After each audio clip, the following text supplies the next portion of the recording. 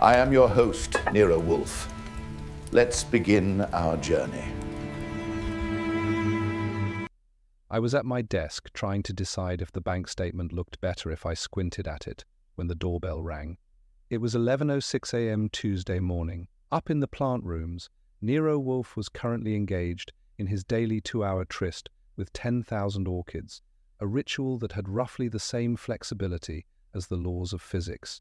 Between 9 and 11, the rest of the world could go to the devil, provided they didn't make too much noise on the way. I went to the front door, checked the one-way glass, and saw a man who looked like he had been assembled from old library paste and expensive tweed. He was clutching a briefcase to his chest as if it contained the secret to eternal life, or at least a very substantial tax refund. He wasn't just nervous, he was vibrating. I opened the door. "Good morning. If you're selling encyclopedias, we have them. If you're looking for the precinct, it's around the corner." The man didn't blink. "I must see Mr. Nero Wolfe immediately. It is a matter of the utmost bibliographical urgency." "Mr. Wolfe is with his orchids," I said, leaning against the doorframe. "He doesn't see anyone without an appointment before lunch, and even then, he prefers them to have a checkbook, and a damn good reason." "Which one do you have?" "I have both," he gasped. He fumbled with a card. "Arthur Penhaligon, curator of the Sterling Hale Archive." I let him in, partly because he looked like he might collapse on the welcome mat, and partly because the Sterling Hale was a private library uptown that specialized in the kind of dusty papers people pay a fortune to keep in dark rooms. I parked him in the red leather chair and went to tell Fritz to hold off on any mid-morning snacks. At 11 sharp, the elevator groaned and the mountain moved. Wolfe emerged, navigated the hallway with his usual deliberate gait, and settled into his specially reinforced chair behind the desk. He didn't look at Penhaligon. He looked at the mail. "Archie," Wolfe said, his voice a deep, melodic rumble. "There is a draft." "That's not a draft, it's Mr. Arthur Penhaligon," I said. "He says he has a bibliographical urgency. He also has a card." Wolfe's obsidian eyes shifted to the man in the red chair. He CA'd a sound of profound suffering. "Mr. Penhaligon, I do not like urgency. It suggests a lack of foresight. What is it?" Penhaligon leaned forward, his knuckles white on his briefcase. "Mr. Wolfe, 3 days ago, a fragment of a lost manuscript vanished from our vault. It is a series of private letters from a founding father that could rewrite 3 years of constitutional history. It is priceless. But that is not why I am here." Wolfe poured a glass of beer from the tray Fritz had brought in. "If it is priceless, go to the police." "I am a private detective. The police would shut us down," Penhaligon whispered. "If the donors think the vault is porous, the endowment vanishes. But yesterday the letters were returned.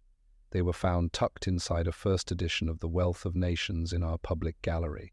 And inside the envelope was a crimson silk bookmark with a date written in what appears to be dried blood.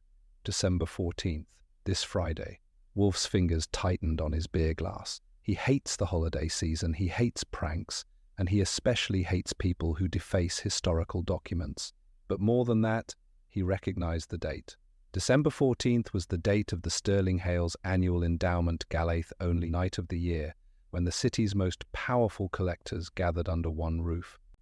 "Dried blood," Wolfe murmured, the word tasting like vinegar in his mouth. A theatrical touch. "Why come to me? The police enjoy the theatre." "Because the letters were returned with a note," Penhaligon cried. It said, "The truth is buried in the stacks, but the bill will be paid in the office. I believe someone is going to be murdered on Friday night, Mr. Wolfe, and I believe they want you to watch." Wolfe took a long, slow sip of his beer. He looked at the man, then at the checkbook sitting on Penhaligon's knee. "Archie, get the details. And tell Fritz that for lunch, I want the omelette Orcs finds herbs. I have a feeling the next few days will require a very delicate touch." I reached for my notebook. The hook was in. Wolfe hadn't taken the case for the history, or the money had taken it because someone had used a bookmark to threaten the sanctity of his professional distance. And in the brownstone, there's only room for one person to issue threats. The office was no longer a sanctuary of quiet deduction. By 2 o'clock the following afternoon, it had been transformed into a temporary holding pen for the various degrees of academic pretension. Wolfe sat behind his desk, a vast continent of yellow silk and immovable resolve, while I played the role of the observant usher, leaning against the doorframe to keep an eye on the hallway and the suspects. Arthur Penhaligon had returned, looking even more like a man made of brittle parchment, and he had brought the rest of Sterling Hale's inner circle with him. In the red leather chair sat Julian Vance, the archive's primary benefactor, a man with silver hair and a smile that looked like it had been sharpened on a whetstone. He sat with the proprietary air of a man who owned the air he breathed, let alone the building he funded. Next to him was Dr. Elena Thorne, the head of restoration, whose hands were stained with ink and whose eyes darted around the office as if she were looking for a hidden microphone or a quick exit. Finally, there was Marcus Sterling, the founder's great-grandson, a younger man with a permanent scowl and a suit that cost more than my first 2 years of salary combined.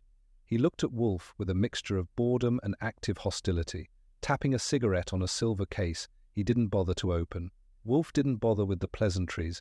He spent several minutes adjusting a sprig of orchid on his desk before looking up, his obsidian eyes scanning the room for the weak link in the chain. The sanctity of a vault is not breached by accident. Mr. Vance, Wolfe began, his voice a low vibration that seemed to make the air in the room go still. To remove a manuscript and return it with a crimson marker requires either a profound knowledge of your security protocols or a total lack of fear regarding the consequences. Which of you is currently feeling fearless? Vance gave a short, sharp laugh that didn't reach his eyes. We aren't here for riddles, Wolfe. We are here because Sterling Hale is being turned into a circus. The gala is in 3 days. If that bookmark is a threat to donors, I want to know who is holding the pen. My family's reputation is built on the preservation of history, not its desecration for the sake of a prank. Reputation is often a shroud for less savory things, Wolfe remarked, his eyes shifting to Dr. Thorne. Doctor, you have the only key to the inner restoration lab where the letters were being studied, yet you claim you saw nothing. Did the parchment walk out on its own feet, or did it have assistance from someone who understands the value of a well-timed scandal? Elena Thorne went a shade of grey that matched her tweed jacket. I was in the lab until 6. The vault was locked when I left, but safety logs showed a manual bypass at midnight. The code used was the master curator's. That's Arthur's code, as we all know. Penhaligon jumped as if he'd been poked with a hot wire. My code was compromised. I told you someone must have seen me enter it. I was home in bed, as my housekeeper can verify. Housekeepers are paid for their loyalty as much as their cleaning I put in from my desk, where I was making notes on the general atmosphere of mutual loathing. What about you, Mr. Sterling? As the heir to the name, you must have a few bypasses of your own, or maybe you just find constitutional history a bit too dry for your tastes. Marcus didn't even look at me. He kept his eyes on Wolfe, his lip curling slightly. I don't care about the letters. They are a piece of dead skin. But I do care about the fact that my great-grandfather's legacy is being turned into a joke. The library is hemorrhaging money, and this little theatrical display is going to scare off the only donors we have left. If someone is trying to sink the archive, they are doing a damn good job of it. Hemorrhaging money, Wolfe repeated, the words tasting like copper in his mouth. A motive as old as the ink on those manuscripts. If the archive fails, what happens to the collection, Mr. Sterling? Does it go to the state? Or is it liquidated for the benefit of the heirs? The room went silent, the kind of silence that usually preceded a fistfight or a lawsuit. Marcus' scowl deepened, and Julian Vance's smile finally slipped. That is a private matter, Wolfe, Vance said coldly. We are here to find an intruder, not to discuss the Sterling Hale bylaws or the financial health of the estate. You are here because you are frightened, Wolfe countered, his voice dropping into a register of cold authority. You are frightened that the crimson bookmark is not a prank, but a confession. A date has been set, December 14th. If I am to prevent a tragedy, I must understand the friction between you. Archie, the list of their movements. I handed him the sheet ID prepared. I had the names, the backgrounds, and a few choice details ID dug up that morning. Julian Vance was overextended in his shipping ventures. Elena Thorne had been passed over for the directorship twice, in favour of Penhaligon. Marcus Sterling was a well-known gambler with a penchant for high-stakes poker and low-rent associates. And Arthur Penhaligon was a man who lived for the archive, but who had recently been told his retirement was mandatory. It was a circle of motives, each wrapped in the velvet of a prestigious institution. Wolfe shifted his weight, and the chair gave its customary groan. He hadn't looked at the suspect yet. He was staring at the small silk bookmark Penhaligon had left on his desk. "You may all go," Wolfe said suddenly, waving a hand as if he were shooting flies. "Archie will see you to the door. I have no further use for your protestations this afternoon." I led them out, enjoying the look of baffled fury on Marcus' face and the way Julian Vance's silver-headed cane tapped a frantic rhythm on the hallway floor. As the front door closed, the brownstone returned to its natural state of heavy, intellectual silence. I went back into the office. Wolfe was staring at the crimson bookmark again, his eyes half closed. "Well?" I asked, sitting at my desk. "Are we waiting for the gala, or do I start pounding the pavement? I have a feeling Marcus Sterling's poker friends might know something about his interest in old paper." "The bookmark is not blood, Archie," Wolfe said, his voice unusually soft. "It is a mixture of iron gall ink and cochineal dye, an archaic recipe. Someone is not just threatening the archive, they are performing a ritual. They want us to look at the past because the present is too ugly to face. Go to the library. I want to know which books were moved besides the manuscript. And Archie, check the basement." The Sterling Hale archive was a limestone fortress on East 62nd Street that looked like it had been designed by someone who thought the French Revolution had been a minor clerical error. The air inside didn't just smell like food for thought, it smelled like the history of thought heavy, with the ghosts of clarified glue, expensive leather, and the kind of quiet arrogance that only comes with a century of exclusive membership and a dwindling endowment. I bypassed the main reading room, which was a sea of velvet and crystal being polished for the big night, and headed straight for the restricted stacks. The silence was so thick it felt like I was walking through wool, and every step I took on the marble floor sounded like a gunshot in a cathedral. I spent the first hour doing what I call the Goodwin shuffle, which involves walking around a room until the things that don't belong start to shout at you. In a place like this, books aren't just moved, they are curated, catalogued, and pinned down like rare butterflies. Wolfe wanted to know the displaced volumes. I found the first edition of The Wealth of Nations, where the letters had been returned. It was sitting in a central case, looking regal and innocent. But as I moved toward the back of the gallery, I noticed a gap on a shelf that was supposed to be dedicated to early botanical texts. It was a small gap, maybe 3 inches wide, but in a library that prides itself on precision, it was a missing tooth in a perfect smile. I checked the ledger on the nearby lectern and saw that the missing volume was a 17th century treatise on poisonous flora. I took a note of that and kept moving, my brain already spinning with the implications. A missing manuscript is one thing, but a missing manual on how to brew a lethal tea is quite another. My next stop was the restoration lab, which was tucked behind a heavy steel door that looked like it belonged on a battleship. Dr. Elena Thorne was there, bent over a microscope with a posture that suggested she was expecting a blow to the back of the head. She didn't look up when I came in, but she knew I was there. The air in the lab was sharp with the smell of chemicals and old glue, a sharp contrast to the dusty sweetness of the stacks upstairs. I stood by the door for a minute, watching her hands. They were steady, which was interesting considering how much she had been shaking in Wolfe's office. "You found what you were looking for, Mr. Goodwin?" she asked, her voice flat and muffled by a surgical mask. "Or are you just here to see if I am hiding the Founding Fathers in my lunchbox?"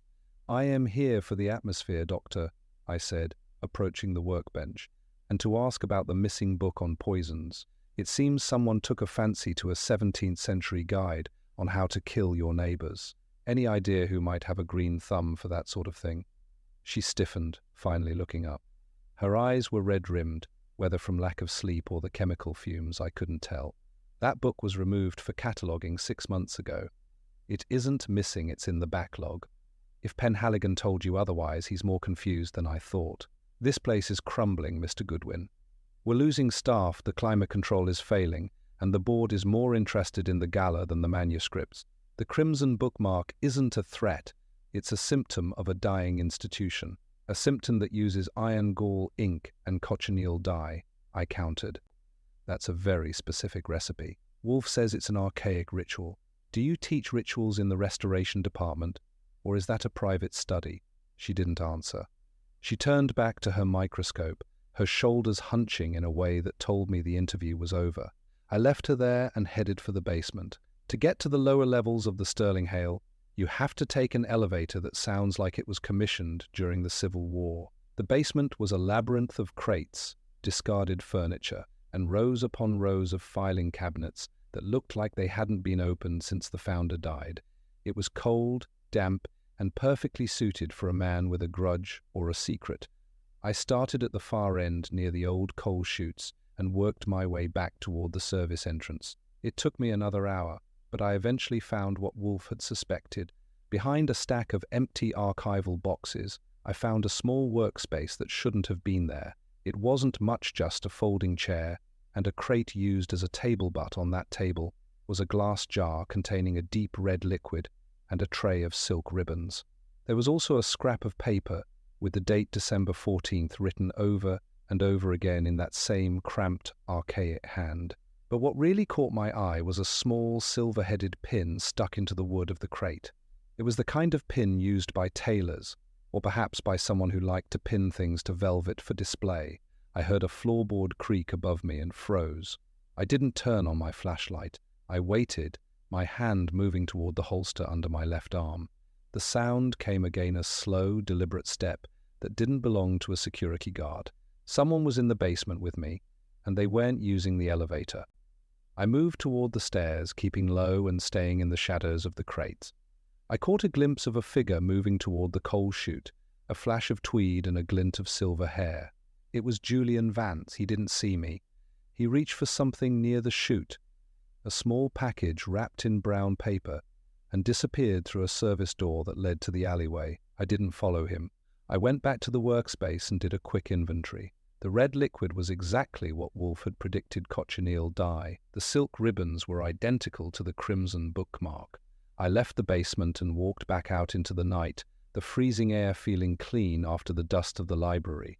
I walked to a drugstore on the corner and used the phone to call the brownstone. Fritz answered and told me that Wolfe was in the dining room and shouldn't be disturbed, which meant he was halfway through a dish that required total concentration. I told Fritz to tell him I had found the kitchen where the bookmarks were being cooked, and that the head chef had silver hair and a very expensive tailor. By the time I caught a cab back to West 35th Street, I was putting the pieces together, and they didn't look like a historical mystery. They looked like bankruptcy. The following morning, New York decided to remind everyone that December is not a month for the faint of heart. The sky was the color of a wet sidewalk, and a wind was whipping off the Hudson that felt like it wanted to peel the skin right off your face. Nero Wolfe was upstairs in the plant rooms, likely telling a Miltonia orchid that its symmetry was an insult to his intelligence, while I was at my desk, trying to make sense of why a billionaire like Julian Vance would be sneaking around a coal chute in a tweed coat. I had spent the early hours doing a bit of paper chasing, which is like regular hunting but with more dust and less fresh air. I had a list of Marcus Sterling's gambling associates and a growing suspicion that the secret buried in the stacks was actually a very elaborate way of moving money from one pocket to another. I spent the first half of the day on the pavement, starting at a small, smoky club on West 47th Street, where the stakes are high and the questions are low. A contact of mine, a man named Joey, who knows every card sharp in the tri-state area, confirmed that Marcus Sterling hadn't just been losing, he had been hemorrhaging.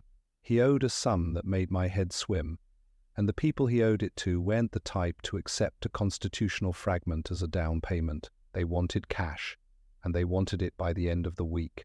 That put Marcus squarely in the frame for a desperate move, but it didn't explain the cochineal dye or the archaic ritual in the basement. For that, I had to look at the paper. I moved on to the Hall of Records, digging through Sterling Hale's recent filings. The archive was a non-profit, but it was sitting on a mountain of real estate that was worth 10 times the collection. If the endowment failed and the archive was forced to dissolve, the land would revert to the heirs and the primary creditors. And who was the primary creditor? Julian Vance. The silver-haired benefactor wasn't just giving money away, he was essentially holding a mortgage in the past. If the gala on Friday turned into a disaster, say, a high-profile theft or a threat to the Don Ost board, would have no choice but to declare bankruptcy. Vance would step in, clear the debts, and walk away with a block of Manhattan that was worth a fortune. It was a beautiful piece of pretension, wrapped in the silk of a library ribbon. By 2 o'clock, I was back at the brownstone. Wolfe had descended from the plant rooms and was settled in his chair, staring at a bottle of beer with the kind of focus other men give to their firstborn children. He didn't look up when I sat at my desk and tossed my notebook onto the blotter. I waited for him to finish his first glass before I started talking. In the world of Nero Wolfe, timing is everything, and interrupting a man's first beer of the day is a good way to get a lecture on the decline of Western civilization. The pavement is talking, and it has a lot to say about Marcus Sterling, I began, watching him pour the second glass. He's in deep with some very unfriendly people. He needs the archive to fail so he can get his hands on his share of the liquidation. But here's the kicker. Julian Vance is the one holding the strings. I saw him in the basement last night, picking up a package. He's the one who's been using the cochineal dye. He's not just a benefactor, he's the architect. He's using Marcus' desperation to stage a threat that will drive the donors away and trigger a default. Wolfe sighed, a sound that seemed to come from the building's very foundation. Pretension, Archie. It is the most common of human failings. Mr. Vance wishes to appear as a savior while he acts as a vulture. But the manuscript fragment? Why return it? If he wanted to damage the archive's reputation, he simply had to let it vanish. Maybe he's not just after the money, I suggested. Maybe he's after the prestige. If he returns the stolen manuscript during the gala, he's the hero of the hour. He gets the land, he gets the praise, and Marcus gets his debts paid. Everyone wins except for the history books. And Dr. Elena Thorne, Wolfe asked, his eyes half closing. How does she fit into this gallery of pretension? She was the one who claimed the bypass was manual. She was the one who pointed the finger at Penhaligon. She's scared, I said. I think she knows what's going on, but she's trapped. She's devoted her life to that library, and she's watching it get sold out from under her. I found a tailor's pin in the basement, Wolfe. The same kind of pin that was on the bookmark, and I saw Vance in that basement. He wasn't there for a tour, he was there because that's where the work is being done. The doorbell rang, a sharp, insistent sound that broke the rhythm of the afternoon. I checked the one-way glass and saw Arthur Penhaligon. He looked like he'd been run over by a very large, very slow truck. I let him in, and he practically stumbled into the office, clutching a piece of paper that looked like it had been crumpled and smoothed out a dozen times. It happened again, he gasped, leaning against the red leather chair for support. A second bookmark, found in the founder's diary this morning. It doesn't have a date this time. It has a name. It says the sacrifice of the scholar. Mr. Wolfe, I am afraid. I think someone is going to die on Friday night. Wolfe didn't look at the paper. He looked at Penhaligon, his eyes turning into slits of black light. A sacrifice. How melodramatic. Pretension is getting tiresome, Mr. Penhaligon. Archie, get Saul Panzer on the phone. I want him at the Sterling Hale tonight. He is to watch the coal chute, and he is to watch Mr. Vance's private office. And Archie, tell Fritz that for dinner, I want the lamb. We are finished with the appetizers. It is time for the main course. I reached for the phone, my mind already running through the possibilities. The pavement had given me the motive, the paper had given me the method, and the pretension was providing the drama. Friday was no longer a deadline, it was a stage, and the actors were already in their places. Wolfe was positioning his pieces, and I had a feeling that by the time the lamb was served, the mystery would have its final, bloody chapter.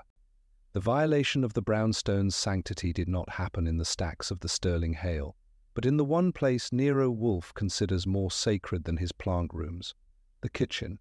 It was 3 o'clock on Thursday morning when the disruption occurred. I was awake, as I usually am when the air in the house changes frequency, and I was downstairs with my Colt in hand before the intruder had even reached the hallway. I didn't find a burglar. I found the service door standing open to the freezing night air, and Fritz Brenner standing in the middle of the kitchen, looking at his spice cabinet as if it had turned into a nest of vipers. Someone had entered through the basement service entrance, bypassed the heavy bolts with a professional's touch, and proceeded to rearrange the precisely ordered jars of Fritz's collection. Nothing was stolen, but the disruption was surgical. A jar of rare saffron had been swapped with the cumin. The Hungarian paprika was sitting where the mace belonged. But the centerpiece of the trespass was a single crimson silk bookmark draped over the handle of the meat cleaver.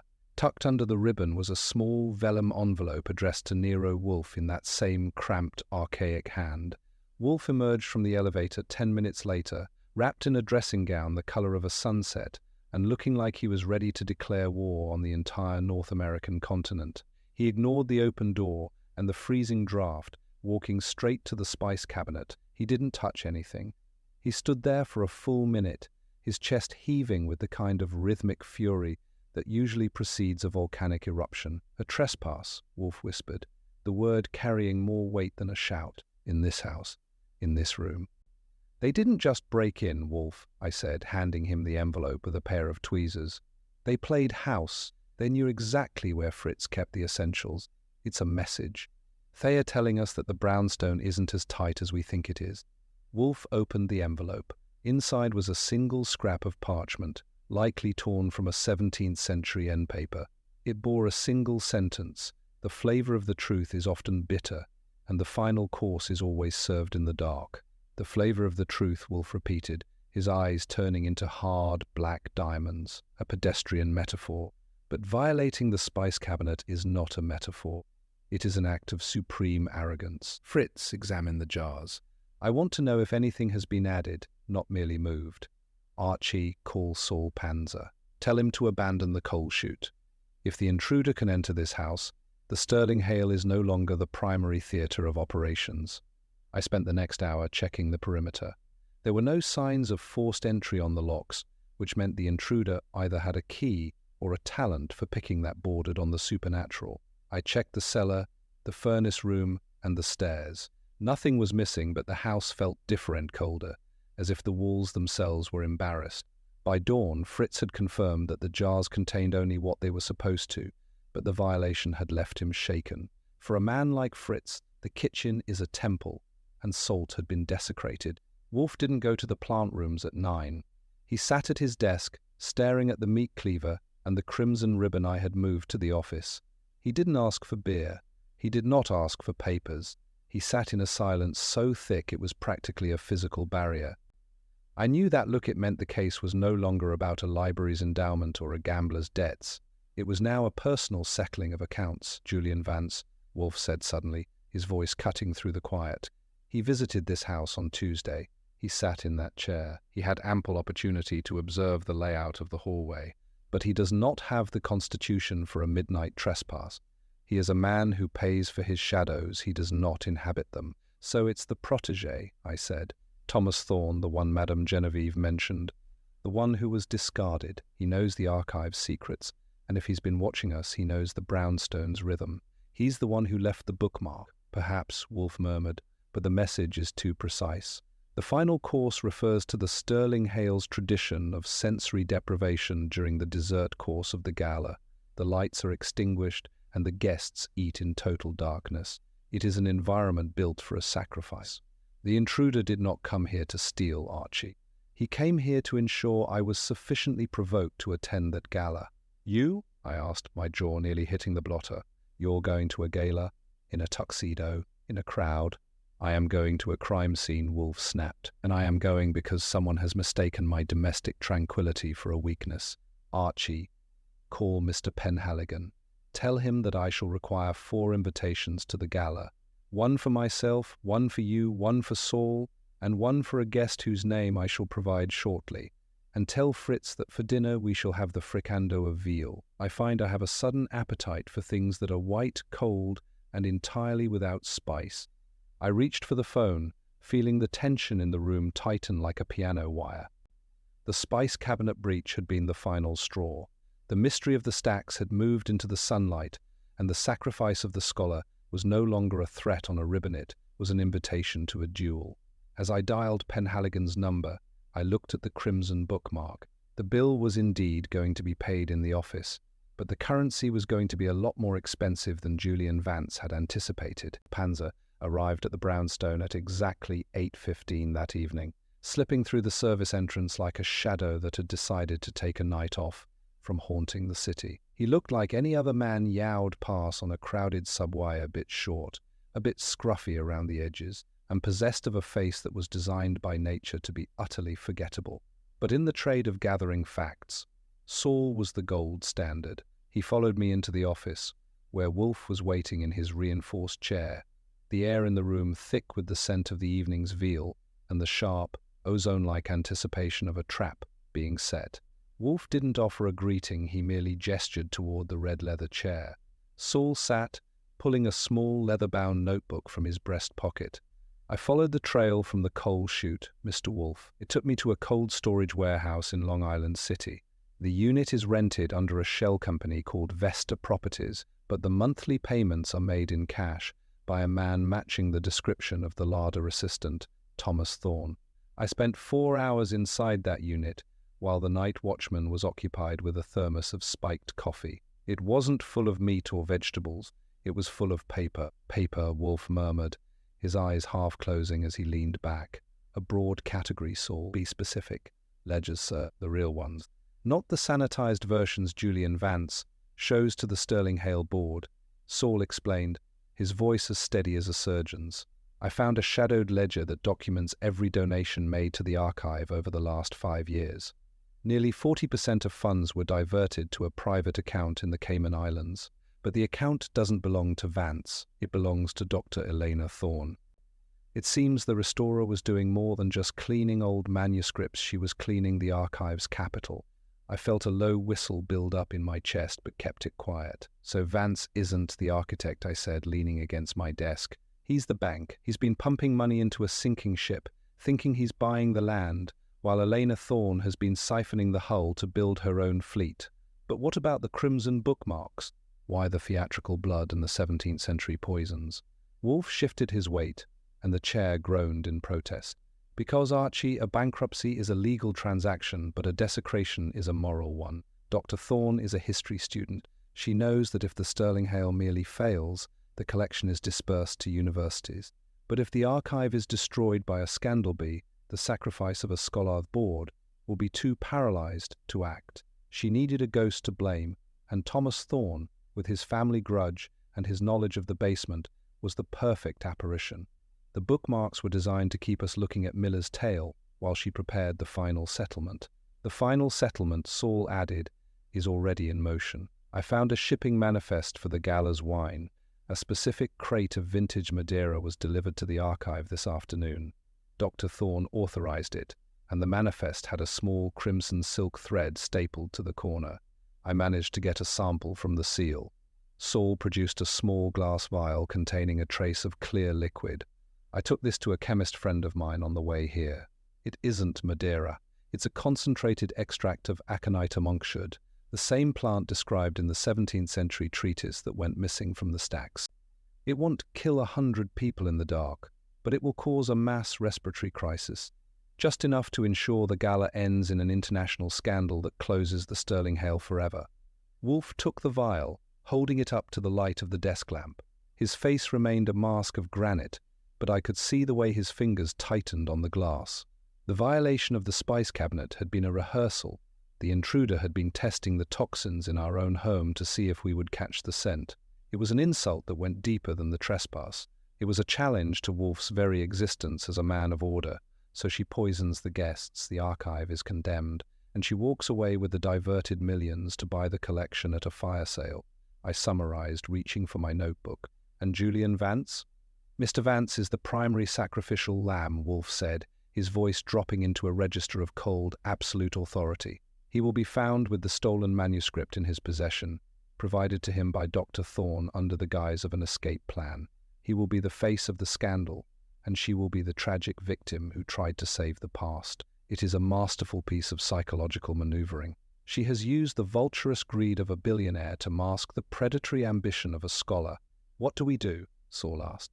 The gala is tomorrow night. If we call the police now, she'll just destroy the evidence and disappear into the stacks. We do nothing, Wolfe snapped. If she wants a theatre, we shall provide the audience. Archie called Inspector Cramer. Tell him I have a matter of grand larceny and attempted mass poisoning to discuss. But he is to meet me at the Sterling Hale archive tomorrow at 8 o'clock, not a minute sooner. Saul returned to that warehouse. I want the original ledgers. Do not use the service door, use the coal chute. If we are to be students of history, we must learn to use the exits our ancestors provided. I watched Saul nod and vanish back into the night. The shadowed ledger had given us the how and the who, but the why was still hanging in the air like the smell of old dust. The gala was less than 24 hours away, and the final course was being prepared. I looked at Wolfe, who was staring at the red ribbon on his desk. He was no longer a man with an orchid, he was a man with a target. Archie, Wolfe said, not looking up, ensure your tuxedo is pressed, and check the action on your Colt. I suspect the sensory deprivation course will be quite revealing. You got it, I said, my mind already running through the logistics, tuxedos and toxins. It's a hell of a way to spend a Friday night. I reached for the telephone, the weight of the case finally settling into a sharp, clear line. The archive was a fortress of secrets, but we were about to find the one that stayed buried for too long. By this time tomorrow, the Sterling Hale would have a new history, and Nero Wolfe would have his revenge for a rearranged spice cabinet. Friday arrived with a sky so thick and grey, it felt as though the city had been wrapped in dirty wool. Inside the brownstone, the atmosphere was heavier. Nero Wolfe had spent his morning session with the orchids in a silence so profound that even the plants seemed to be holding their breath. By the time the elevator groaned its way down at 11, the office was prepared for the final movement of a very dangerous symphony. I had spent the morning on the telephone playing the role of the social secretary for a man who considers the device a personal affront to his dignity. I had confirmed our attendance at the gala and, more importantly, I had coordinated with Saul Panzer for the transport of the shadowed ledgers. The net was tightening, but the knots were still loose enough for a clever person to slip through if we weren't careful. Wolfe sat at his desk, his eyes raking over the office as if he were looking for a misplaced comma in a death warrant. He didn't ask for beer. He did not ask for papers. He looked at me, his obsidian eyes turning into slits of black light. Archie. Preparation for the gala is nearly complete. The Sterling Hale board believes they are celebrating a milestone of constitutional history. They do not realize they are attending the reading of a will their own. Have you secured the additional invitations? I have, I said, leaning against my desk. Penhaligon was too terrified to say no. He's currently at the library, vibrating like a tuning fork. I've also had a talk with Inspector Cramer. He isn't happy about being a guest at a tuxedo event, but the mention of mass poisoning usually gets his attention. He'll be there with a detail in plainclothes, positioned near the service bar. But Wolfe, we still have the problem of the sensory deprivation course. If the lights go out and Thorne moves, it's going to be a shooting gallery in the dark. The darkness is her sanctuary, Archie, which is why we must turn it into her cage, Wolfe replied, his voice a low, melodic rumble. She expects the panic to be her cover. She expects the sacrifice of the scholar to be a tragedy that leaves her as the only person capable of restoring order. We must ensure that the sacrifice is not a person but her own narrative. We will use the very ritual she created to expose the mechanism of her deceit. Is the guest list for our private table finalized? Saul will be there, looking like a man who took a wrong turn at a stamp collector's convention, I reported. And our fourth guest, Madame Genevieve, is already in the city. She's not happy about being in a library, but when I told her about the violation of the spice cabinet, she was ready to bring her own meat cleaver. Shell be watching the service staff. If Thomas Thorne is in that building, Shell spot him before he even pours the water. Wolfe nodded, a movement so slight it barely disturbed the air. He was positioning his pieces with the cold precision of a grandmaster. The indirect confrontation had begun. We weren't attacking the archive, we were letting the archive collapse under the weight of its own secrets. All afternoon I watched the clock. At 4 o'clock a courier arrived with a package for Wolfe, a small, silver-headed pin and a silk ribbon, identical to the ones found in the basement and the kitchen. There was no note this time. The intruder was no longer interested in words, they were waiting for the lights to go out. I spent the final hour before we left ensuring that Wolfe's evening clothes were as impeccable as his logic. Dressing the mountain is a task that requires patience and a certain amount of structural engineering. By 7 o'clock we were ready. Wolfe stood in the hallway, looking like a displaced emperor in his custom-tailored tuxedo, his face a mask of grim determination. He didn't look at the house as we left. He looked straight ahead, his mind already inside the limestone walls of the Sterling Hale. The drive uptown was conducted in a silence that was almost musical. The city lights blurred past the windows of the town car, a sea of neon that felt miles away from the 17th century poisons and archaic rituals we were about to confront. I checked the action on my Colt one last time. We were entering the theater of the dark, and in that theater, the only thing that mattered was who was holding the script. Wolfe's hands were steady on his knees, his breathing slow and rhythmic. He was no longer a man who hated crowds, he was a hunter who had finally found the scent. "The net is cast, Archie," Wolfe said, his voice barely audible over the hum of the engine as we pulled up to the archive's marble steps. "The architect believes she is the one pulling the strings, but she has forgotten that a library is built on the preservation of facts. Tonight, we shall see how her fiction survives the light of the truth. Ensure your eyes remain on the Madeira. The final course is about to be served, and I find I have a profound distaste for a bitter finish." I stepped out of the car, looking up at the limestone fortress. The Sterling Hale was glowing with artificial light, a sea of velvet and crystal waiting for the slaughter. Followed Wolfe up the steps, my pulse steady, my mind sharp. The tightening of the net was complete. All that remained was to see who was trapped inside when the lights finally came back on. The Sterling Hale archive had been transformed into a cavern of shimmering gold and flickering candlelight, a cathedral dedicated to the worship of the past. But the air in the great hall was thick with the scent of an impending storm. 100 of New York's most influential figures sat at long mahogany tables, their voices a low, cultured hum that masked the jagged nerves of the players at our table. Nero Wolfe sat at the center of the dais, a mountain of black silk and white linen, looking out over the assembly with the detached air of a judge watching a play he had already reviewed and found wanting. I was positioned 10 feet to his left, my back to a velvet curtain, watching the shadows for any movement that didn't belong to the choreography of the service. Julian Vance, Arthur Penhaligon, and Dr. Elena Thorne sat in a row to Wolfe's right. They were the 3 pillars of the institution, but tonight they looked like 3 men and a woman waiting for a trapdoor to open. The first course had been served and cleared without incident, but the tension in the room hadn't dissipated, it had merely condensed. Wolfe had ignored the lobster and the vintage whites, his eyes fixed on the service doors. He was waiting for the tradition that defined the Sterling Hale, the sensory deprivation course. The chandeliers were being dimmed by degrees, the golden light receding like a tide, leaving only the tiny pinprick flames of the table candles. This was the moment when the hooded servers would emerge to serve the Madeira and the final savory course in absolute darkness. The theatre of the meal, Wolfe's voice was a smooth, cold chime that carried only to our immediate neighbors. It provides such a comfortable mask for the predatory heart. Do you disagree, Dr. Thorne? You have spent your life restoring the damage done by time, yet you seek to accelerate the damage done by man. A contradiction that usually ends in an irreversible blot. Elena Thorne didn't flinch.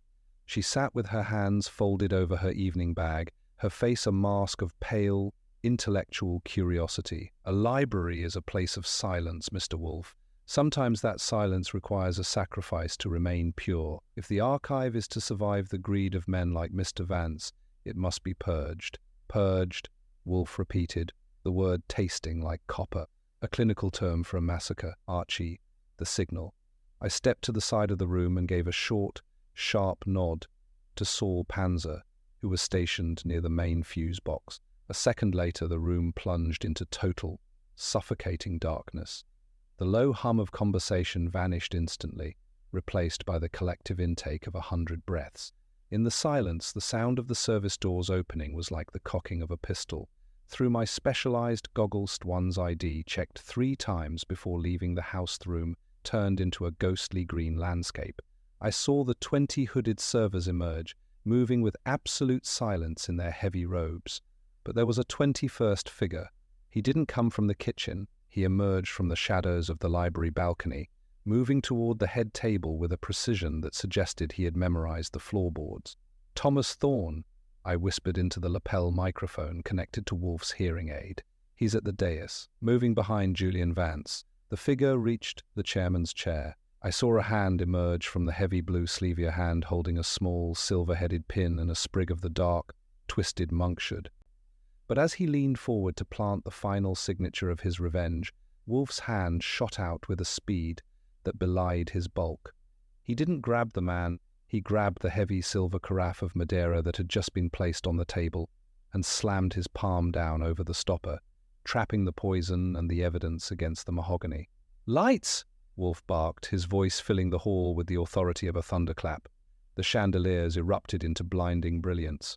Guests gasped, squinting at the sudden glare. On the dais, the hooded figure struggled, but I was over the table in a second, my Colt leveled at his chest. I reached up and ripped the hood away. It was Thomas Thorne, the bitter protégé, his face a contorted mask of fury. But he wasn't looking at Wolfe. He was looking at Elena Thorne. "You said he'd be the one," Thomas screamed, his voice echoing through the silent hall. "You said if I planted the ribbons and the book, you'd give me the archive back. You used me to get the keys. You used me to trespass in the brownstone. And now you're sitting there like a queen while I am the ghost." Nero Wolfe stood up, the movement slow and monumental. He didn't look at the boy, he looked at Elena Thorne, who was still sitting perfectly still, her eyes neutral and observant. "The gathering is complete," Wolfe said, his voice a low vibration of pure, intellectual justice. "Mr. Vance, your greed made you a tool. Mr. Penhaligon, your fear made you a spectator. But Dr. Thorne, your ambition made you an architect of death. You didn't want to save the past, you wanted to own it by erasing everyone who stood in your way. You provided the toxin from the 17th century treatise, and you provided the boy to serve it." Inspector Cramer emerged from the service bar, his face a mask of grim satisfaction as he moved toward Elena Thorne. The sacrifice of the scholar was no longer a threat on a ribbon, it was a reality that was about to be documented in a precinct log. Wolfe did not wait for handcuffs. He looked at the guests, who were standing in a sea of bewildered silk and wool, and then he looked at me. "Archie," Wolfe said, his voice dropping back into its normal register. "The car. I find I have a profound need for a room that has not been staged for a tragedy. And tell Fritz that when we return, the final course will be served in the light. I have had quite enough of the dark." I followed him, leaving the limestone fortress and its secrets behind. The gathering in the office had become a gathering in the stacks, and the bill had finally been paid in full. By the time we reached the sidewalk, sirens were already yelling toward East 62nd Street. The net had been cast, the truth had been preserved, and Nero Wolfe was heading home to the only sanctuary that still remained sacred. The following morning, the Sterling Hale archive was no longer a fortress of constitutional secrets. It was a front-page scandal with enough ink to drown a dozen board members. Inspector Cramer had spent the night processing Thomas Thorne and the esteemed Dr. Elena Thorne, while Julian Vance's lawyers were likely already looking for a way to turn a conspiracy to commit mass poisoning into a misunderstanding over a vintage wine order. I stood by the window of the brownstone, watching the grey New York light try to penetrate the glass. The city felt exhausted, but the house on West 35th Street was beginning to breathe again. The violation of the spice cabinet had been avenged, and the order of the world was being restored, one shelf at a time. I turned back to the office and saw Nero Wolfe exactly where he always was at 11 o'clock after a successful campaign. He was settled in his chair, his fingers interlaced over his center of gravity, his eyes closed. He looked like a man who had never seen a tuxedo or a limestone library in his life. On his desk, the small silk ribbon and the silver-headed pin sat in an evidence bag, looking small and insignificant. A team of federal accountants were currently poring over the shadowed ledgers Saul had recovered, and the secret buried in the stacks was being catalogued into a different kind of archivione with bars on the windows. "Well," I said, sitting at my typewriter to begin the final accounting, "the restoration is complete, but I don't think the archive is going to be sending us a thank you note. We've turned their benefactor into a suspect and their head restorer into a chemist for the prosecution. I hope Arthur Penhaligon likes the taste of humble pie, because he's currently the only man left standing in a building that's probably going to be sold to pay the legal fees." Wolfe opened one eye, the dark orb reflecting the firelight. The archive, Archie, is a collection of inanimate objects. It does not feel gratitude, nor does it suffer from the indignities of a scandal. It merely exists. It was the humans who sought to wrap their own failings in its prestige who have been dismantled. Dr. Thorne was correct about one thing. A singular vision is required to preserve the past. But she forgot that a vision clouded by the red mist of obsession is no longer a restoration, it is a desecration. She was a cool customer, I said, the rhythmic click of the keys filling the office. If she'd been born 500 years ago, she probably would have been running a kingdom or poisoning a pope. She had more steel in her pinky finger than Julian Vance had in his whole silver-headed cane. I almost feel sorry for Penhaligon. He's going to have to find a new villain to hide behind. And I don't think there are many left in that basement now that Thomas Thorne has spilled the beans. Mr. Penhaligon is a man who prefers the company of the dead because they do not ask for a manual bypass of his conscience, Wolfe remarked, his voice a low, melodic rumble. He will survive. He will be hailed as the man who stayed at his post while the wolves were at the door, and he will believe it himself by the time the next endowment is raised. It is the final chapter of the scholar's Vanitito, believe that his own survival is a victory for the truth. He will write his memoirs, and he will omit the parts where he was too frightened to notice his own restorer was brewing a massacre in the larder. I typed the final paragraph describing the arrest. It was a long story for such a small bookmark, but then again, most tragedies start with a very small displacement. The shadowed ledgers had provided the financial logic, and the vial of aconite had provided the physical threat. But it was the psychological tensioned friction between a man who wanted land and a woman who wanted a crown that had nearly buried the truth for good. I finished the page and pulled it from the carriage, the sound sharp in the quiet room. What happens to the manuscript now? I asked, looking at the evidence bag. Does it go back to the vault, or does the state take it until the estate is settled? The state has no claim to the parchment, Archie, Wolfe said, his eyes half closing. It is a cultural treasure, not a weapon. Once the prosecution has its photographs and its testimony, the letters will return to the archive. But I suspect the archive will no longer be on East 62nd Street. With Vance in disgrace and the Sterling Hale name in the headlines, the property will be sold to settle the debts. The past will be moved to a more modest home, perhaps a university or a public museum, where it can be studied without the interference of real estate speculators and ambitious chemists. A happy ending for the dead skin, I muttered. Ill tell Saul to expect a bonus for the Hoboken trip. He earned it for not getting caught in that wine crate. And ill tell Fritz that the spice cabinet is officially under my personal protection. If anyone tries to move the paprika again, they'll have to deal with a 45. Wolfe didn't answer. He reached out and rang the bell for Fritz. The signal was Clerth case was closed, the report was in progress, and the master of the house was ready to return to his primary occupation. He stood up, a slow and momentous movement that suggested the mountain was finally finished with the theatre of the morning. He headed for the dining room without a word, his shoulders set, his mind already miles away from the Sterling Hale and its crimson ribbons. I watched him go, then turned on the desk lamp. The final chapter had been unwritten, the ritual had been broken, and the only thing left was the sound of the city outside and the smell of roasting lamb from the kitchen. The archive was safe, the predator was caged, and the secret buried in the stacks had finally been brought into the light. The brownstone on West 35th Street had finally returned to its natural state of rhythmic, intellectual grace. The mid-December wind was still trying to find a way through the window casings, but the interior of the house was a sanctuary of filtered air and deliberate silence. Nero Wolfe had spent his morning session with the orchids as if the chaos at the Sterling Hale archive had never existed, and the only evidence of the week's disturbances was the final report sitting on my desk, waiting for its place in the filing cabinet. It was 11 o'clock Saturday morning, and the elevator had just delivered the master of the house to the ground floor. He emerged with his usual measured pace, navigated the hallway, and settled into his specially reinforced chair. He spent several minutes adjusting his blotter and checking the alignment of his pens with a precision that suggested he was putting the universe back on its axis. He didn't look at me, and he didn't ask for a beer. He simply stared at the space where the crimson bookmark had sat for the last several days. I sat at my desk, leaning back in my swivel chair, watching the firelight dance across the gold lettering of the books on the shelves.